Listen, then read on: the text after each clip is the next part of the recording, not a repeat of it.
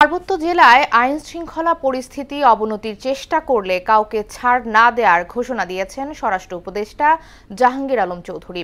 আর সাম্প্রতিক সহিংসতায় বাইরের ষড়যন্ত্র আছে বলে জানিয়েছেন এলজিআরডি উপদেষ্টা এএফ হাসান আরিফ।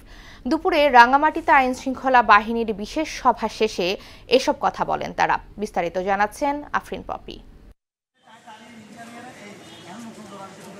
হামলা, সংঘর্ষ, অগ্নিসংযোগ ও হত্যার প্রতিবাদে খাগড়াছড়ি ও রাঙামাটিতে ৭২ ঘণ্টার সড়ক ও নৌপথ অবরোধ চলছে। এতে খাগড়াছড়ি থেকে অভ্যন্তরীণ এবং দূরপাল্লার যানবাহন চলাচল বন্ধ রয়েছে। কর্মসূচিকে ঘিরে কোনো ধরনের অপ্রীতিকর ঘটনা ঘটেনি। অবরোধের সমর্থনে জেলা সদরের কোথাও পিকেটিংও হয়নি। দুই জেলায় সেনাবাহিনী, পুলিশ ও বিজিবির অতিরিক্ত টহল দেখা গেছে।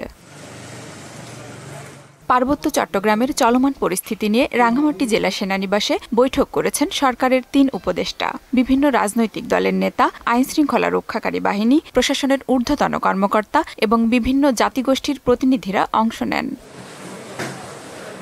রাঙামাটির ঘটনায় উচ্চ পর্যায়ের তদন্ত কমিটি গঠনের কথা জানিয়ে স্বরাষ্ট্র উপদেষ্টা জাহাঙ্গীর আলম চৌধুরী বলেন, আইনশৃঙ্খলা পরিস্থিতি অবনতির চেষ্টা করলে কাউকে ছাড় দেওয়া হবে না। যারা আইন শৃঙ্খলা অবনতি করবে তাদের কোনো অবস্থায় আমরা ছাড় দিব না। আইন শৃঙ্খলা যেন উন্নতি হয়, আপনারা আমাদের সহযোগিতা করবেন।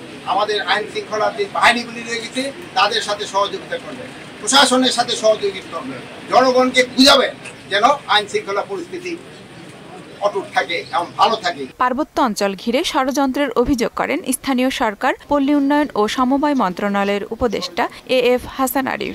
বাইরে থেকে একটা ষড়যন্ত্র করা হচ্ছে যে আমাদের এই সম্পর্ক করা সেগুলো